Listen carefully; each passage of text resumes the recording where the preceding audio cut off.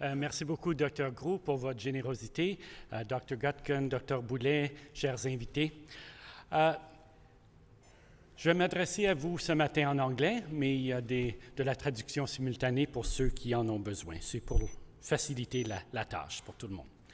I want to start this morning by thanking the College of Family Physicians of Canada for this great honor, because it is an honor to come here and speak at your conference. And it's also a privilege to be at the Family Medicine Forum. At a time when millions of Canadians don't have timely access to a family physician, I have a couple of thousand within earshot. Now, if that isn't the Lotto Max, I don't know what is. I just wish I could share my joy and share doctors. But I think we're going to get to solving that problem, and I hope to share some ideas on that in a minute. I'd also be remiss if I didn't make a brief shout out to my own family physician, because I'm one of the lucky Canadians who does have one. Dr. Véronique Nally has been my doctor for more than 20 years. She lives right in my neighborhood on the plateau in Montreal and works at a CLSC. That's what we call a community health clinic in Quebec. And recently she's moved to a groupe de médecine familiale, which is a group practice. For as long as I've known her, Dr. Nally has been part of a multidisciplinary care team, and she's been salaried. I think she's long been ahead of her time, and I'm grateful to have a thoughtful, innovative physician to take care of me, and to have some really interesting discussions when I go in for my visits, which are more about policy than they are about medicine. And I thank her for that as well. She's been educating me over the years. Now, before I delve into the meat of my talk, I want to indulge you with one other small aside. As you may know, this lectureship comes with a significant cash prize, $15,000. Now, it doesn't go to me, it goes to charity, and I thank Scotiabank for their generosity with this prize.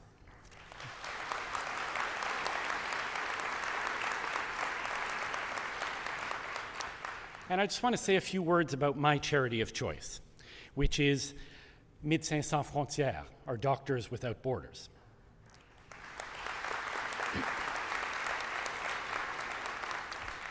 I think this is the second best thing that's ever happened to them since the Nobel Prize, but I'm not sure. But there was a time in my journalism career when newspapers still made a lot of money and we were free to travel the world, and I did so. And I spent significant time covering things like war and genocide and earthquakes and tsunamis and AIDS pandemics and polio outbreaks, all the awful stuff that journalists love.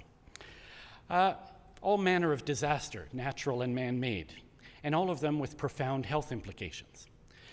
Everywhere I went, whether it's the months I spent during the genocide in Rwanda, to Uganda, to a sleeping sickness hospital, to Haiti, and many other countries, I had a constant companion, and that was always MSF. And the more foreboding the challenge, the more omnipresent they were. As a journalist, I could always count on them to provide no-nonsense information, a safe haven, and occasionally a ride out of trouble, and that happened on many occasions. The more I saw the doctors and nurses and others at MSF in action, the more I admired their work. And this is my way of giving back a little bit. They practice medicine in its purest form, and they do so with passion and humility. I hope my gift will inspire you to also give to Médecins Sans Frontières, either money or in time, because you have a talent they need. The support is greatly needed, especially for their stellar work that they're doing these days in Somalia and the rest of East Africa. Now, for the time I have left, I want to talk to you about an issue a little closer to home, which maybe seems petty in relation to what MSF is doing, but is nonetheless important to us as Canadians in our everyday. And that's the future of Medicare. Specifically, I want to give you a taste of the changes that are coming to our health system and how you, as a profession and as individual practitioners, can prepare for those changes. Now, as you know, and you heard this in the introduction, I'm not a physician or a nurse or anything else useful. My niche is health policy, and I know that makes a lot of you cringe, but there is some importance to policymaking. I'm an outsider, a journalist, but I have privileged access to the system, to all levels of the system, from patients right through to politicians. I also have the luxury of independence, of having an independent voice. In a system where interest groups have been a major impediment to reform, I'm beholden to no one. So I can speak the truth and often uncomfortable truths. And I'll warn you that I'm going to say some things today that you don't like. And Cal warned me that if I say too many, he's going to put me at that podium over in the corner. But I'm going to forge on ahead. And while I will say some things you don't like, I always endeavor to be frank and to be fair, so I hope you'll take my remarks in that spirit. There are diverse views on how healthcare should be delivered and paid for, but there's virtual unanimity on one thing, and that's that the system needs to change, and it needs to change pretty fundamentally and pretty quickly. Why is that? Well, it's because the system we have now is increasingly difficult to access. Nobody knows that more than family physicians. It's not particularly cost effective. It's the second most expensive in the world per capita. It's also not as safe as it should be. We have too many adverse events, too many deaths. It's far too unresponsive, and the system itself is often irrational in what it offers and what it doesn't. Now, this isn't to suggest for a moment that the care isn't good. The care in Canada is wonderful. I know this. I had two parents who lived decades with chronic illnesses. They had fabulous care from their family physicians and sometimes even from their specialists. There's no doubt we have among the best healthcare practitioners in the world in Canada. And the care they deliver is great once you're in the system. Virtually every patient will tell you that. But good care is being delivered despite the system, not because of it. That's why the system itself has to change. There's far too much emphasis on volume and far too little on quality. And there are major structural impediments to doing things better. The line I like to repeat, and maybe you've heard me say it before, and I hope it's not too tiresome, but I think we have to recognize that we can't deliver 21st century care with a 1950s system. And I'm talking about a medical system and a public insurance system that's decades out of date. Trying to do so is irrational. It may even be unsustainable. But I don't like that word. I think that term's overused. Asking if Medicare is sustainable is the wrong question. It's become this empty rhetoric that people throw out when they have nothing to offer. The question we need to ask is this one: what do we value in our health system? And then we have to bolster and sustain those services. And I think there's few things that people value more than their primary care, their relationship with their family doctor, if they have one. Now, we have to be guided by those desires and by those values, not bound by our conventions and paralyzed by our mythology. And there's a lot of mythology about Medicare that we cling to, and we have to break free of those shackles. I think we're getting tantalizingly close to being ready for that conversation. I think we're getting ready for the tough decisions. And they're coming soon, whether we like it or not. Make no mistake about it, the Canadian health system is going to look a lot different in the very near future. In the next 5 or 10 years, we're going to see more profound changes than we've seen since the 1960s, the era in which Medicare was born. Hopefully, it'll be the era in which Medicare is reborn.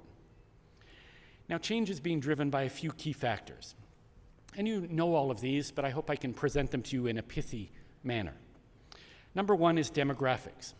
When Medicare became a national program in 1965, the median age in Canada was 25.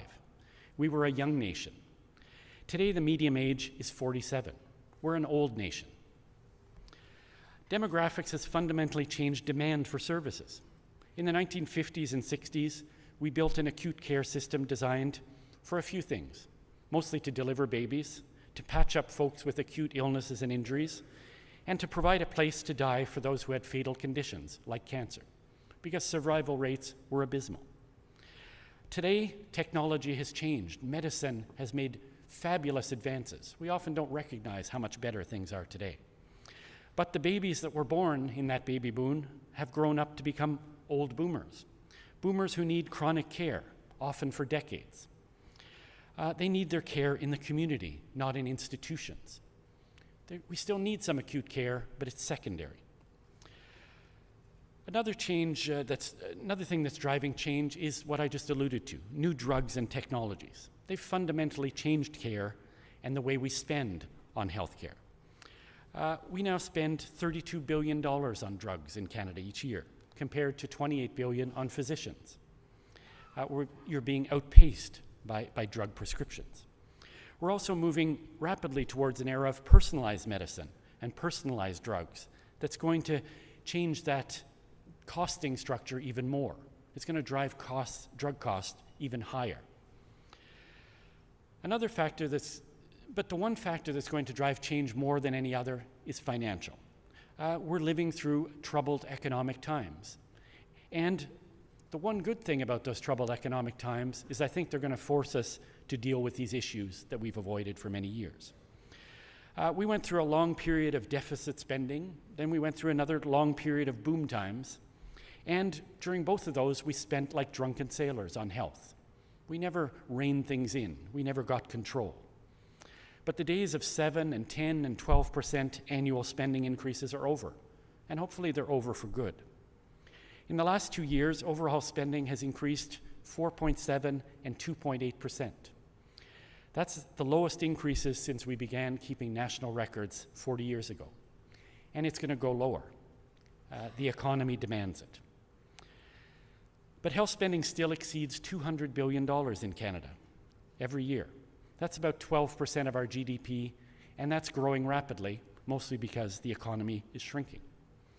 Reductions in spending over the last couple of years have been achieved exclusively through reduced drug costs. Several blockbuster drugs have come off patent, saving us billions of dollars, and generic drug prices have been legislated lower. We can't keep doing that. We've got those savings. But the goal of governments is going to be to rein in spending even further. So how are they going to do it? They've done the drug part. What else are they going to do? Well, they're going to continue to offload costs to private insurers and to consumers, essentially delisting of services. But that's not going to save a lot of money in the long run, and it's going to cause a lot of political headaches. The only way to reduce costs significantly is to cut labor costs. Everyone knows that. No one likes to say it out loud. That's because labor costs account for almost 2/3 of all our health spending. That's what you have to take aim at. And that's something that should make a group like this nervous, and rightfully so. What I hope is that we don't make the mistakes we made during the mini recession of the late 80s, early 90s. We responded to that one by implementing across-the-board cuts, thoughtless cuts, and by making horrible human resources decisions, like cutting access to medical schools and nursing schools, and mass layoffs and casualization of nursing jobs. It was a disaster, a healthcare disaster, and we compounded the error by dumping oodles of money back into the system willy-nilly to quiet the public. So we made a lot of mistakes in recent years, and we have to make sure we don't repeat them. The only proper and sustainable way to cut costs is by delivering care differently. That's the challenge for the future. So the coming years are going to be a time of upheaval. There's no doubt about that. But I think you should also look at them as a time of opportunity, particularly in family medicine, because I think there is a lot of opportunity. There's the opportunity to make care more patient-centered, safer, and less costly and wasteful. Now, I don't pretend for an instant we can do all this magically. Anyone who pretends we can is a fool. It's not going to be easy. And good healthcare is always going to be expensive and hopefully worth the money. And creating a good healthcare system is going to require constant refinement and adjustment. We're never going to get it quite right, and we have to recognize that. So let me go over quickly some of the big trends coming in the near future. Number one, I think, is interdisciplinary care. The average patient today is a 75-year-old woman with about 5 chronic health conditions, 12 prescriptions, and who makes regular use of primary, secondary, and tertiary care. That's my mom. That's a pretty good description of her as a patient. The average patient, someone like my mom, needs a team to deliver proper care, and she needs a navigator to move through the system. That's the current reality. But they don't have that. They lumber around with great difficulty. Right now, interdisciplinary care is more of a theory than a practice in much of the country. We have to make it a practice. But it's not going to be easy again. The reality is that it's difficult to put together a good team. We often forget to discuss that aspect of interdisciplinary care. And the team is only as good as its weakest link. Regardless, this change is going ahead.